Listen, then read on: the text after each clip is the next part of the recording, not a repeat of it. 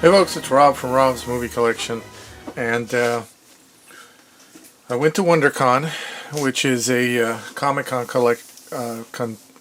convention out here in Southern California.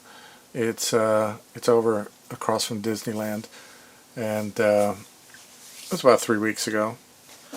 Now, the reason that I go, and the reason my friend and I go is primarily to collect magazines. We don't really go to the panels or anything. We like to look at the cosplay and take pictures of the cosplayers, and I sometimes try to make a video for the channel, which you've seen some of those.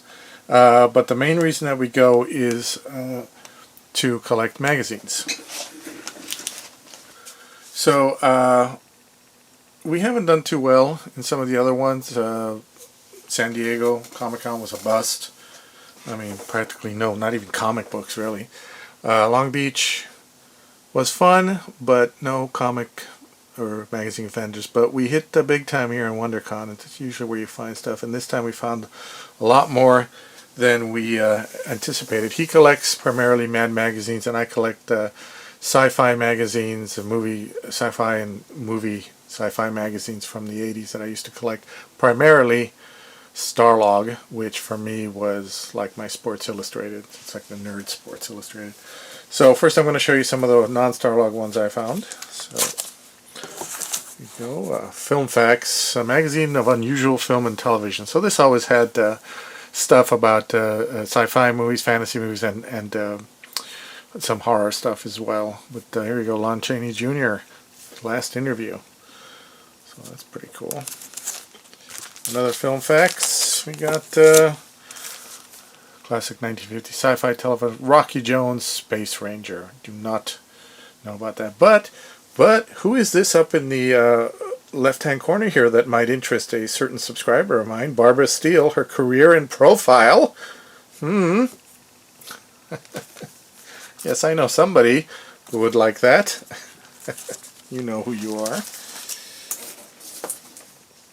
Let's see, and there's another one I collected, not as much as I wanted to, but I got a couple. Femme Fatales. This one, of course, was about the latest Bond at the time, and for me, the last good Bond is Pierce Brosnan. This is from The World Is Not Enough, so you got Denise Richards and Sophie Marceau there. Even Lana Wood, talking about Diamonds Are Forever. And another Femme Fatale. This one was about maybe Van Doren. She was this big 50s blonde bombshell. Some of you may remember her. It was Marilyn Monroe, Jay Mansfield, and maybe Van Doren. Here we got Sarah Jessica Parker on Mars Attacks. So that was the current movie at the time. Alfred Woodard was in Star Trek First Contact. Kim Cattrall on Betty Page. I don't know what that's about. Macon Xena, Warrior Princess. So Carrie Werher on Thinner. And then I got this one. I remember this one. I never was able to get it. Future Magazine. Not sure how long Future Magazine ran, but anything with Superman on it, you know. So this is, I believe he says here, 1978. With this new movie called Superman, The Ultimate Alien Encounter. It also had articles on the Body Snatchers, Flash Gordon. Well, maybe if it was Flash Gordon, this must be the original Flash Gordon, because the other movie didn't come out until 1980. Yeah, Space Art by David Hardy and Adolf Schauer. Space Art. Okay, and then we got my Starlogs that I found, and these are great because I have a big box of Starlog magazines, but I have a list of the ones that I didn't get. Back in those days, I was a teenager. I didn't have a lot of money. I wasn't always able to get to the newsstand because I might not have been driving yet. Definitely didn't drive yet in the early days. So it was hard to keep up with them. So I got a lot of holes in my collection. That's what I'm kind of doing now. Starlog scrapbooks. Every once in a while, they would bring out a scrapbook. I'm not sure what the difference was between them, but that was a scrapbook here. And this is about Sigourney Weaver in this new movie called Aliens. Called Classic Rocky Horror, Blade Runner, and Buckaroo Banzai. So that's pretty good. $5. It's not bad. So starting with some of the earlier ones. So this is issue number 8. I love this one. I paid $20 for this one, even though I didn't want to pay that much. But the reason I did is because it had this article about Land of the Lost. From my generation, we remember watching Land of the Lost Saturday mornings. It was a Saturday morning show about this family that gets lost in this land. Land full of dinosaurs. So the dinosaurs were all stop motion. This is back in those days. But it had this article about model animation and behind the scenes with Ray Harryhausen and other tabletop gods. Anything to do with Ray Harryhausen, I gobbled it up. Cost $1.50 back in those days. Let's see. Next up, number 10. And another reason I was willing to pay more on this one, because George Pal. Yeah, George Pal was quite an influence. He even influenced Ray Harryhausen, and I believe he produced this movie. I believe this is from When Worlds Collide. Did he do that? I think he did do that, yeah. He did War of the Worlds, too, the Puppetoons, you know. And, of course, an interview with Harryhausen there. Also an article about Close Encounters. TV's new Space Academy, I remember that. And that might not be terribly interesting to all of you, but for me it's like a nostalgia thing. So if you want to watch. If not, don't worry about it. I don't mind. Number 11. So definitely got this one because of Rick Baker. He was the hot makeup artist at the time, as prosthetic makeup, and that's what I loved about Starlog magazine. It wasn't just about the celebrities, you know, and the actors in movies. They would do articles on these special effects guys that no one at the time had heard of. Even your common person today wouldn't know Rick Baker. But they would do articles on the special effects guys, on composers, on producers, on just people who did all different types of things in these movies. And that's what I loved about it. I wish this magazine was still around. The Prisoner, the Superman movie, Incredible Shrinking Man, The Makeup Man, creators of Chewbacca, Star Wars, Aliens, all these guys that worked on these big movies at the time. That's how I learned about all that stuff. Back in those days, there was no internet, so that's how you learned about how to do stop motion and all these behind the scenes, because they would have pictures of behind the scenes special effects. Buck Rogers, New Alien Hero. So this is regarding this character that when they did season 2 of Buck Rogers, which is the season that sucked. Didn't suck, but it wasn't as good as the first one. He kind of got grim. But one of the things that they added for ratings was this new character named Hawk, who was pretty good in the first episode and then kind of just became not that interesting after that. But yeah, and he had a cool spaceship that looked like a hawk. Apes on TV on the set of Escape from New York, this new movie, and Flash Gordon too. See, Flash Gordon, SFX. So this article is about the special effects for the Flash Gordon movie, which came out in 1980. Number 53. This is about Heartbeeps. I'm sure a lot of people don't remember this movie. It's this movie with Andy Kaufman and Bernadette Peters where they played these robots in love. So yeah. Well, look at this, an article about Patrick Macnee from the Avengers, not those Avengers, the British Avengers. I used to watch the show with my dad when I was a kid, and with him and Diana Rigg. Greatest American Hero returns. Did he go away? No, he didn't. He was probably just like the second season. But look at this, Ray Bradbury on his SF Films, Past and Future. And in the corner here, Blade Runner, exclusive color pics. So without an internet, this is how we would find out about new movies. You know, oh, this new movie, Blade Runner, here's a couple of pictures to whet your appetite, you know. It wasn't like today where you can just look everything up on YouTube or the internet and just find out, you know, and all these trailers and stuff. And oversaturated by the time you saw the film. Number 69, April, the new Star Wars film called Return of the Jedi. So I remember I took one of these to school. It wasn't this one. It was actually one that came before this. And it had a picture of the Death Star from Return of the Jedi. Now, again, having no internet, we didn't know what that meant. We thought, oh my God, the Death Star just didn't explode from the first film? What happened? What is this? We had no idea. And I remember I just sat in class and looked at it, and before long I had a crowd of guys just standing behind me just like, what's going on? What happened? What does this mean? You know? So, again, no internet. So we had to, you youngsters, you're spoiled because we had to wait 3 years between Star Wars films and with practically no info. And this was our way of finding out stuff. Like we'd see this, and like, oh my God, look at that new picture from the new movie. We haven't seen this. So, plus Empire hits the airwaves, so I think this is about novelization. Maybe even the airwaves would be the radio drama. BJO bids farewell. The fantasy art of Greg Hildebrandt. He did a lot of the Dungeons and Dragons stuff. Preview the day after. The day after was a really big TV movie back in the 80s about nuclear war. We were all scared of nuclear war and the bomb going off and all that. So, and that really affected us all, that movie, the day after. It's going to be a long video, by the way. Sorry. Just skip ahead if you want. Starlog number 79. Hey, the Hoff. There he is with his new TV show. One that made him a big star, Knight Rider. Some people would say Baywatch, but he was already a big star before Baywatch. Back in the 80s with your tight pants and your hairy chest. Never Say Never Again, how Sean Connery became 007 again. Right? Blue Thunder, new movie, talking to Candy Clark.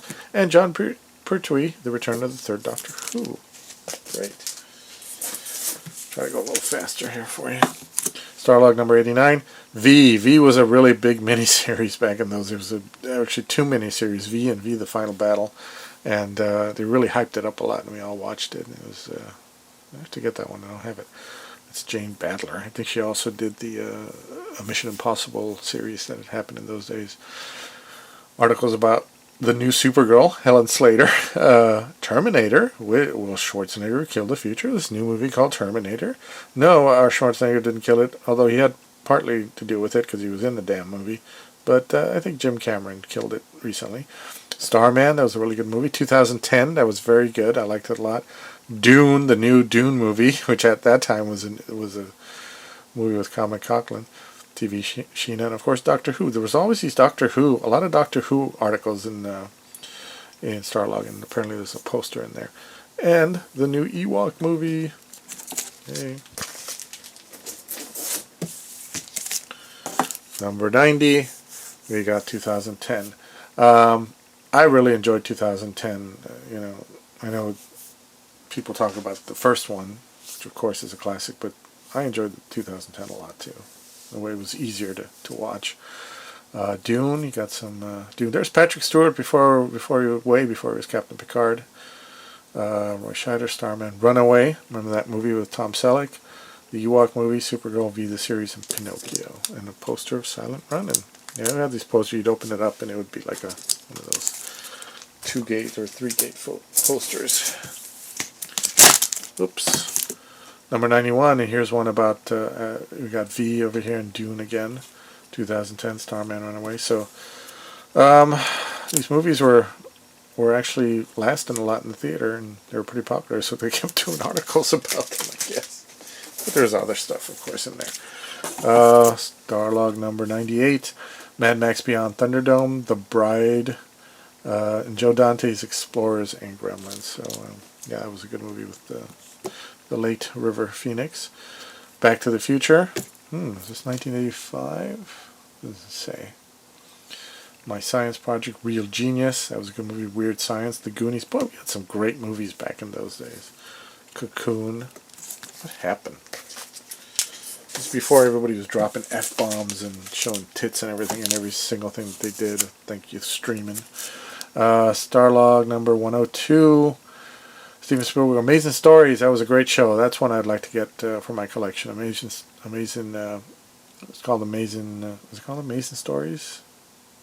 No, I don't know if it was. Well, anyway, it was a good show. Jewel of the Nile, Enemy Mine. What a great movie that was with Louis Gossett Jr. and Dennis Quaid. That was fantastic. And there you go, Young Sherlock Holmes. I just got this on Steelbook in the other haul video I did. Kirstie Alley's. She's not Saavik, I am, so I guess this is talking about Star Trek 3, where she was replaced because she just wanted too much money. There you go, Doctor Who again. Mel Blanc.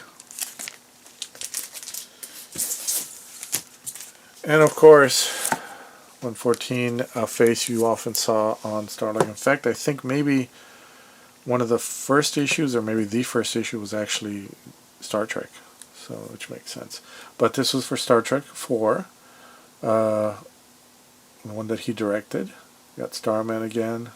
Guy Williams from Zorro to Lost in Space. So that's what I love. They did the articles. See, Guy Williams wasn't something that was current in those days, but he had been in Zorro and Lost in Space. He was down Lost in Space, so they did an interview with him. That was great. You would learn about stuff like that and think, oh, what is this Zorro show he was in? Let me look for that. Hard to find back in those days because, again, no internet. Also Eddie Murphy and The Golden Child, which is a pretty good movie. I enjoyed that one a lot. Sorry guys, I know this is going long. You might want to watch this in pieces. Number 117, Night Flyers, More Deadly Than Aliens. I don't remember Night Flyers. Article about Adam West, Mark Leonard, who played Spock's dad. War of the Worlds. Earth Invasion or Incredible Hoax. I'm not sure which one this refers to. There was a TV series called War of the Worlds. I don't know if it was in the 80s or maybe a little bit later. John Carter of Mars. Disney revives Burroughs' Heroes. I don't think this was the John Carter movie. This is too early, so it's got to be. Trek stars speak out on the new TV series. Something called Star Trek The Next Generation. What could that be all about? And the new Bond at the time. Timothy Dalton is the new 007 in Living Daylights. Also, silver anniversary salute to 25 years of Bond at the time. Here we go, Star Trek, The Faces of the Next Generation, a brand new show at the time. Mariel Hemingway is Clark Kent's girlfriend. This is from Superman 4, unfortunately. Behind the scenes in Masters of the Universe. And Inner Space, I believe this is from, Inner Space. That's a good movie, Inner Space, with Martin Short. And here they are, the new Star Trek people. That's right, they were brand. Look how young they were. Just compare them to how they are right now on Picard.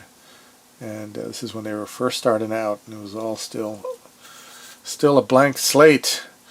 Arnold Schwarzenegger about Commando. Robert Hayes, Can Starman Be Saved? I enjoyed that show. I enjoyed the movie, but I also enjoyed the TV show with Robert Hayes. And unfortunately, it wasn't saved, but which is a shame because I thought it was a pretty good show. Aliens. An interview with Bill Paxton, Maureen O'Sullivan. It's great interviews. Beauty and the Beast TV show. Again, Patrick McNee, still an Avenger after all these years. I love that they would interview these veterans of these sci-fi and fantasy shows. Blake Seven, Empire of the Sun, Robin. I've heard of Blake Seven. I know it's more of a British show. I've always wanted to check that out a little more. I did used to watch a little bit of Space 1999 when they would show it. The problem is they wouldn't always show it, and I always wanted to see more of it. Issue 131, so this is when Willow came out, and I loved Willow. Willow was great. An interview with Jonathan Frakes. Beetlejuice. How to Write for Beauty and the Beast. This Beauty and the Beast, by the way, if I did mention, this is the TV show Beauty and the Beast with Linda Hamilton. Starman, Robert Hayes speaks, so it's probably when it's canceled and kind of talking about what happened, which is a shame. 133, You Framed Roger Rabbit, Willow speaks. Everybody's speaking. It's a little bit of a thing here I don't care for, but oh well. Next Generation. Again, we're going to see this revamps Troy, whatever that means. More Beauty and the Beast, Short Circuit 2, Jane Badler. Yeah. I really miss Starlog. There are very few of these types of magazines I collect now because all the writers are so bad. All they do is give their opinions about things instead of being unbiased, and they just throw their little agendas and opinions, and that's no good. That's not what a writer should do. I think the only one I really collect is Scary Monsters. Number 134, Denise Crosby explains why she left Star Trek. Yeah, good question, Denise. Why did you leave? That was a good gig. You should have fought a little more. Of course, she didn't get enough stories. Well, guess what? You weren't the main character. What do you want? You could have fought for it a little more, but oh well. Who Framed Roger Rabbit with the director, Bob Zemeckis, who went on to made the Back to the Future movies and Castaway and so many other movies. Alien Nation, James Caan. Now this is the Alien Nation, the original movie, which led to the TV show, which might be in here somewhere as well. Short Circuit, The Blob, and Moontrap, Walter Koenig's Lunar Trek. Gosh, I forgot about some of these. And here's another guy. Star Trek shows up a lot on Starlog magazine. You can imagine Star Trek and Star Wars would show up in Starlog. Klingons for Christmas. I guess this is wasn't even like it says January there, so it wasn't even a December issue. Captain Power. I remember Captain Power vaguely. Special Klingon issues. I guess there's a lot of Klingon stuff here, from Trek Classic to Next Generation. 8 exclusive interviews. So I guess we had a bunch of interviews with a lot of the actors that played Klingons through the various 2 at the time Star Trek shows. So that's interesting.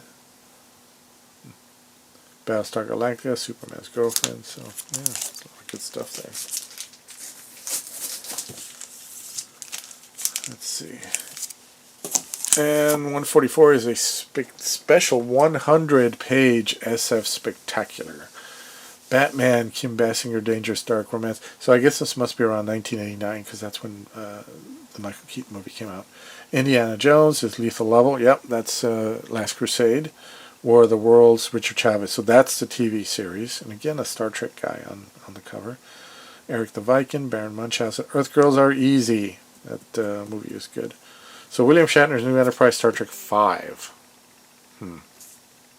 Oh well, so much for that. Sorry, Jim. Still, it's got some good parts in it. And then on number 147, oh my, another Star Trek person. Yeah. And even if he's not pictured on the cover, Leonard Nimoy, Walter Koenig face a future without Star Trek.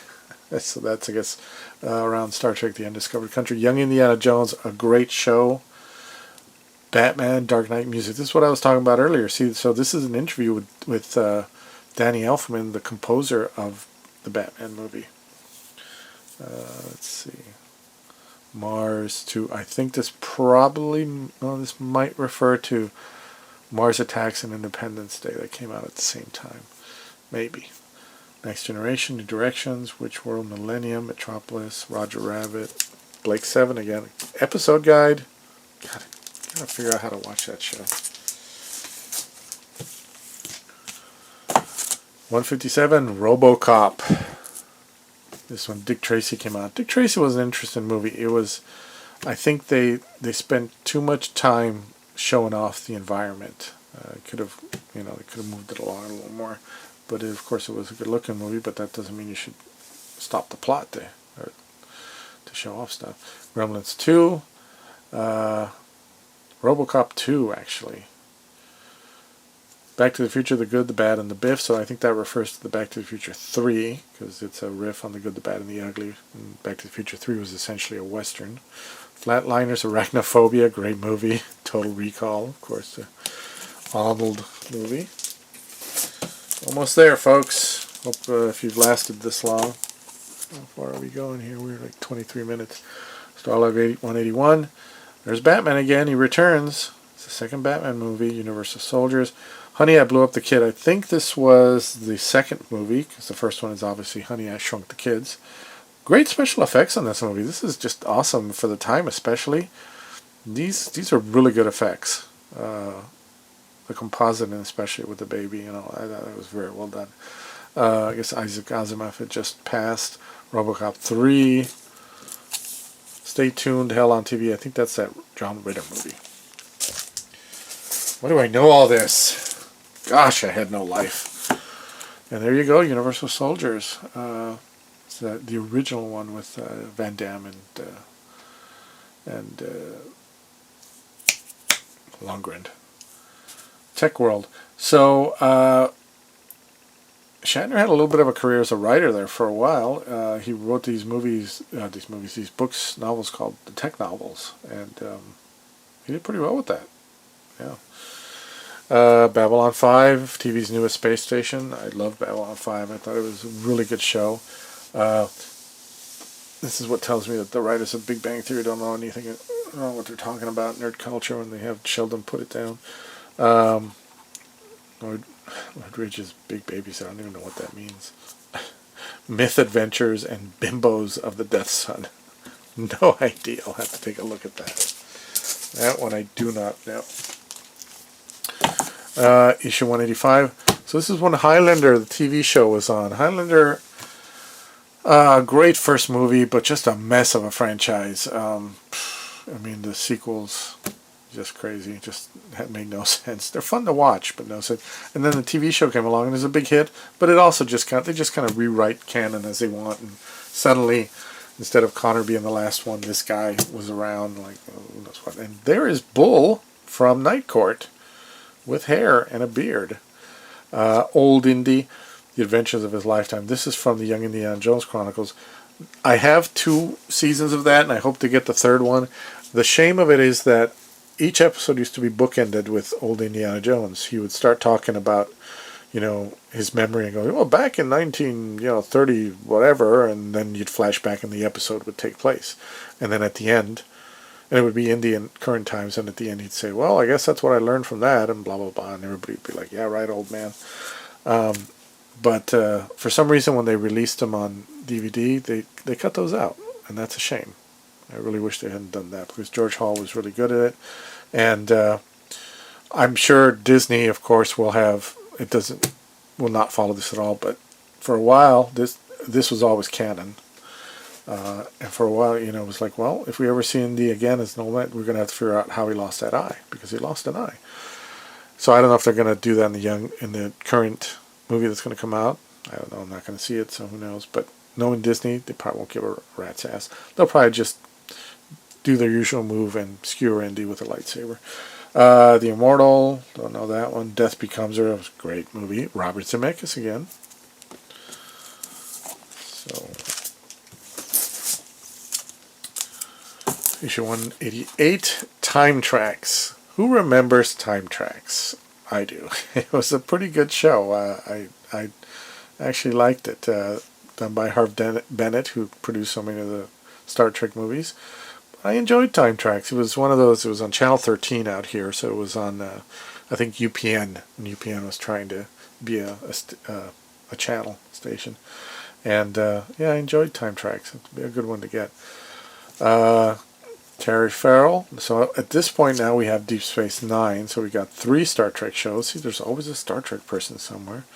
Hitchhiker's Guide to the Galaxy, Alien Nation, its novel return. So I think this is referring to the TV show, which was really good, and I believe I have the series somewhere. I just don't have the movies. So Trek Classic, and hey, Red Dwarf. So this is Red Dwarf before anybody here in the States knew what Red Dwarf was. I'm sure our friends in England, of course, are more familiar with it, but I first saw Red Dwarf as I saw a lot of the British shows like Doctor Who on PBS. They would just start showing it, and you're like, what is this? And you'd want more, but at the time you couldn't get more because there was barely video cassettes, and so you would just keep an eye out for when it came on. So it was hard to follow that way. That's why for so long it was hard for me to follow Doctor Who, because they would show it and then they would not show it. And, so in that respect, modern times availability for that stuff is definitely better. 189. Oh, look, a lot of Star Trek people. Time Tracks again. The animated Trek. The animated Trek. You know what? That reminds me, guys. I just did a couple of haul videos in which I just did a haul video where I talked about the getting the original series on Blu-ray, and I forgot to show you guys this, so I'm going to cut in here and show you that I actually also got that. I completely forgot. Star Trek the Animated Series. So this is part of the Star Trek thing as well. Completely forgot to show you guys that. So, yeah, there you go. This is these guys. Pretty good show. It was great because it really is like the 4th season of Star Trek, of the original series. Because it was animated, it opened up a world for them. They were able to create new characters that had that you couldn't do live action. There was a Catwoman. There was a guy with 3 arms. It was just great. But they kept with the storylines, the important storylines, and they explored a lot of different issues and stuff, which was weird for a Saturday morning cartoons. The only thing is that I felt like the actors weren't really putting effort into the voices, which is strange because they had played them for 3 years. But whatever. But yeah, New Worlds of Star Trek. So they're talking about all these different series that are coming out. I think at this point we didn't have Voyager yet. From animation to Trek Insider's Real. What went wrong with Star Trek 5? Well, we all know what went wrong with it now. It's just cheap budget. They didn't give Shatner the money. Damn studios. It's always the studios. They blame everyone, but it's them. 217. Judge Dredd. This refers to, I believe, the Stallone Judge Dredd movie, which I still like better than the other one because it's so hokey. Izzy Robin Forever. Chris O'Donnell Wonder. So this is around Batman Forever, I suppose. Ron Howard launches Tom Hanks into America's Space Misadventure. So, Apollo 13. Congo, Frank Marshall's high-tech jungle epic. Congo's a great movie. I really like that one. It's a lot of fun. Okay. I'm sure you guys will be glad to hear that this is the last one at 30 minutes. September 2018. So we got Jim Carrey. So we're definitely talking about Batman Forever. And making SF's extremely wet epic adventure Waterworld. I liked Waterworld a lot. It's a really good movie. I know it's got this reputation as being a bomb. Not because it was bad, just because they spent so much money on it that they couldn't recoup it or something. But I think it's a really good movie. I really enjoyed it. In fact, I have an Arrow version of it, which are always pricey, but they have a lot of special features. I thought he was really good in it. Other movies, Indiana and the Cupboard, Species, the first Species, before there was so many sequels. Stan Winston, Creature King. There you go. There's another article on a special effects guy. That's what I loved about Starlog. It was great for nerds like me and people interested in filmmaking, and especially as it relates to sci-fi. Stan Winston was one of the greats. Denise Crosby, Life After Trek. And a Waterworld contest. Yeah. Okay. There you go. That's what I got at WonderCon. If I wish my friend had a channel so he could show you all the Mad magazines that he got. He got some pretty good ones. But and I didn't even get everything. I have a money jar that I save up for the Comic-Cons, so I don't feel guilty about spending the money. And I definitely spent a lot of money on these, but I enjoyed it. It's good. And I still got a lot that I can get, so hopefully I'll go again. I go every year anyway and see, update my list and get some good ones. So, yeah, I will be spending some time perusing these very carefully because we don't want to mess them up. But $4.99 for a magazine back then. Boy, things have changed. All right, you guys. Thanks for watching. I know this was a long one. I appreciate it if you made it all the way to the end. And, yeah, keep watching those movies and keep reading those movie magazines. Yeah. See ya.